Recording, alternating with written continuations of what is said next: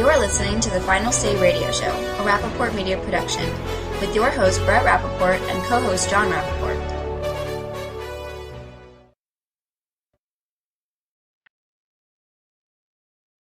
I want to welcome Avik Roy, who is a senior fellow at the Manhattan Institute and also an editor with Forbes. Avik, this is Brett and John Rappaport on the Final Say Radio Show, and we want to welcome you to our program. Hey, how are you? Very good, and I'm so glad that you're doing the work on this particular topic that you are, because I think anytime a piece of legislation is passed that has to do with, well, anywhere between 15 and 20% of our economy, it is definitely a significant issue, and every last piece of it, even the pages that nobody read, we have to evaluate all of them, not just when the bill is passed, but during the implementation and after the implementation. So we could make the changes and corrections, but also bring to attention to the people the things that are bad about it, and the good, I suppose. Yeah, no, absolutely. There's any law like this, there's going to be unexpected things, there's going to be surprises, but there are also going to be things that are actually, sadly, very predictable, and I think we're seeing a lot of that too. I think part of the problem with the law is that some of the economic consequences were very, very predictable, but there are a lot of liberals who just don't believe that economics applies to healthcare, that somehow healthcare is special. Yeah, that's right. So in the implementation, one of the things that bothered me about the bill from the get-go, outside of the constitutional issues and that whole argument, so we'll put that aside for now, but anytime you pass something where you're first taxing people or charging for it before you're ever going to really deliver the goods, I think that's a non-starter for me. But what we've seen, and additionally, we've seen a lot of the taxes within this bill tactically placed at particular timelines so as not to interfere with elections, which I think is completely wrong. Either you're going to do something because it makes sense, not politically, but makes sense for our economy and for the people that it's supposed to encompass. Well, our side, we get really motivated by taxes, and there are a lot of tax increases in this bill, $1.2 trillion over the next 10 years. But the really important thing that I think a lot of people miss and have forgotten about is there are a lot of things the government can do to take your money that don't involve taxation. So one of the things the law does that's really, really important is it forces young and healthy people to pay a lot more for health insurance to subsidize people who are older and sicker and don't have health insurance. And that is effectively a tax because there's an individual mandate which forces you to buy these products. So you're going to see young people pay double or triple for their health insurance if they're shopping for it on their own than they pay today. And that's a $2,000, $3,000 tax on people who maybe make $30,000, $40,000 a year. So it's like it's a huge jump in their effectively their take-home pay, or a decrease in their take-home pay, a jump in their effective tax rate. It's not called a tax, but it's effectively the same thing as a tax. So there's a lot the government can do to make our lives more expensive and give us less money for ourselves by conscripting the money we do spend on things that we don't want. Yeah, that's a great point. And so now the crux of the issue right now and over the last week or two is the fact that this president and his administration has decided that they're going to give an extension of I guess, a penalty-free period to companies that have, correct me if I'm wrong, 50 or more workers, which would basically be large business. And to me, we didn't like this whole thing to begin with, but now you're picking and choosing who's going to get a benefit for an additional year. And, first of all, I don't know where he has any legal grounds to do such a thing.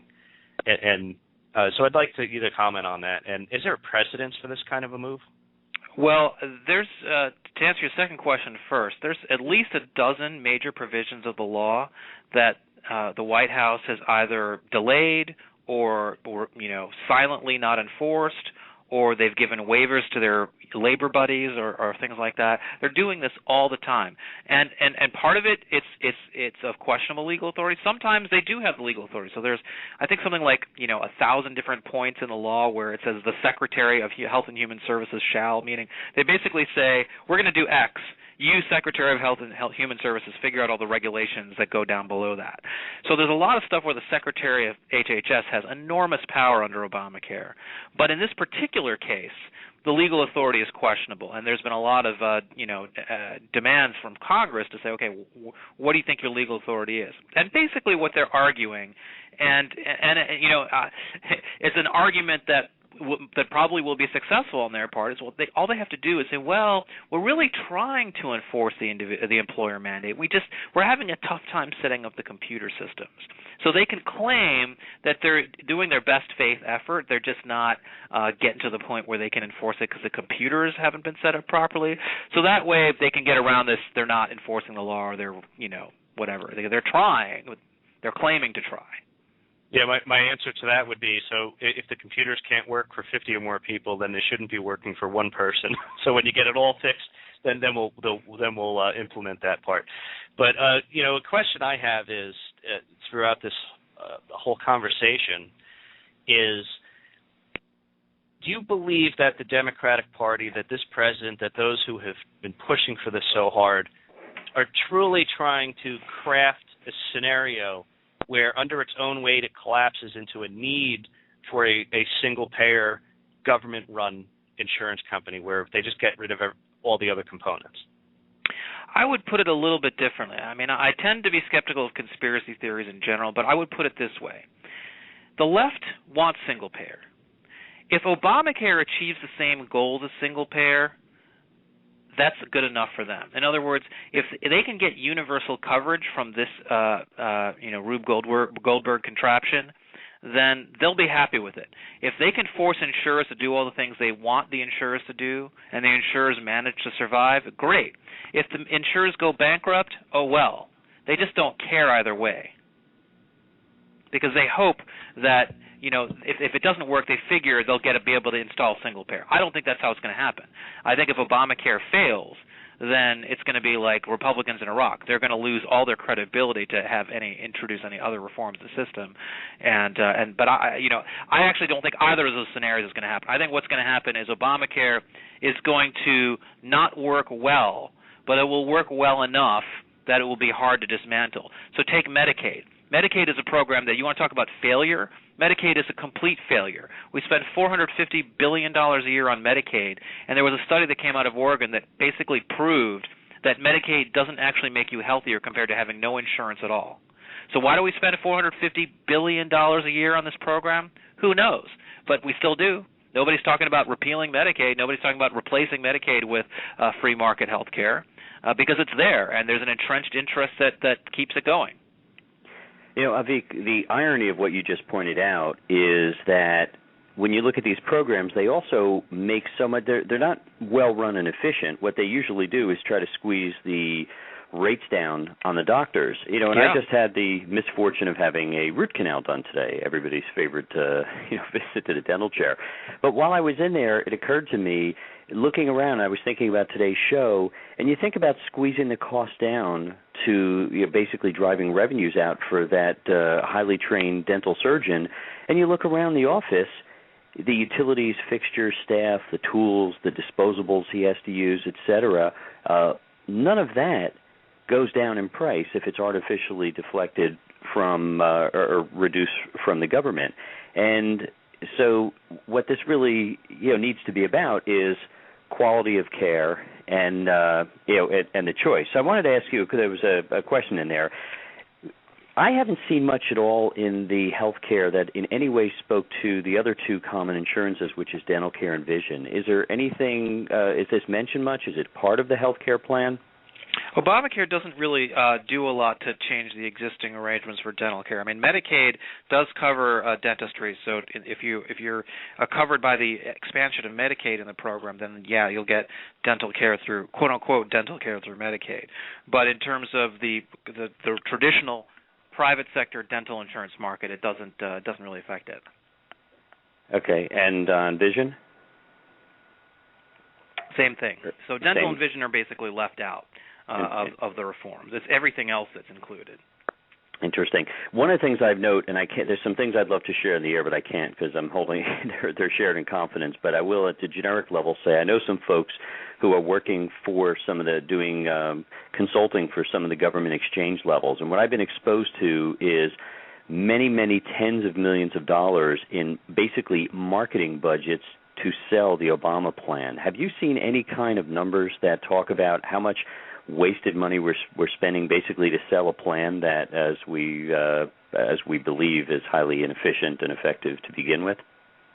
Sorry, say that again. To sell a plan. Well, the marketing. In other words, Obama. There's big budgets to actually sell this plan. That doesn't provide anybody with health care. Have you any idea what those budgets are and the effectiveness? I don't remember the exact number, but it's a big number. We're talking multi-billions of dollars that are being spent on marketing Obamacare that are effectively slush funds to employ a lot of Democratic activists, right? Because basically what are they doing? They're paying people. They're paying people who believe in the law and who want to sign people up. And that's what they're going to do. And they are trying to do things like, because it's young people who are going to pay a lot more, Kathleen Sebelius, the Secretary of HHS, was trying to convince the NFL and some other major league sports to cut ads saying, please sign up for Obamacare. And all the sports leagues said no, because obviously the sports leagues don't want anything to do with all the political football of it. But they're trying to do stuff like that. And what they're trying to do effectively is to deceive young people into thinking it's really a good thing for you to sign up for Obamacare, when in fact, if you sign up for Obamacare, you're going to be typically paying a hell of a lot more for your health insurance. Now, if the Republicans are unable to somehow pull back the tide on health care or Obamacare, at least there is some bittersweet irony in the fact that many of the young people in the labor unions who supported him so heavily will be paying a price. In fact, you had that covered in some of your recent articles in did I pronounce that right? Apothecary. Apothecary. Thank you. It's an old name for a pharmacy. So one of the biggest concerns that I have here, and this transcends just Obamacare, but it's such an important part of it, is the violation of the coveted states' rights versus national rights, and not just from the insurance mandate itself, but all of the other laws that may pertain to that, even things as simple as helmet laws. I think you're an idiot to not wear a helmet in a bike, but as far as I'm concerned, if you don't want to wear one, don't make me pay for it when when your head opens up on the pavement. What is your opinions, and what have you seen on the states' rights issues coming to the forefront lately? Yeah, so that point about the helmets, that's an individual rights issue, right? So, I mean, once you've got the government paying for everybody's health care, then it's a very easy step to then say, well, listen, if we're going to pay for your health care, then we're going to make sure that you wear a helmet. We're going to make sure you don't smoke. We're going to make sure you don't eat potato chips, whatever it is.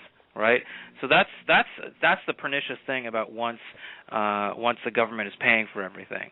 If there isn't a private sector intermediary governing those things that is not controlled by the government.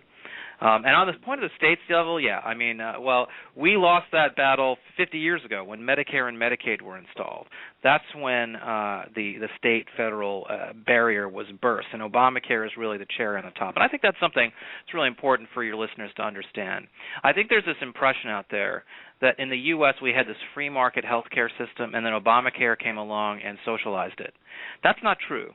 So Medicare and Medicaid socialized the U.S. healthcare system in 1965. And for 50 years we've been living under that system. And Obamacare is basically the cherry on top of the cupcake of that process. So it finishes what Medicare and Medicaid started.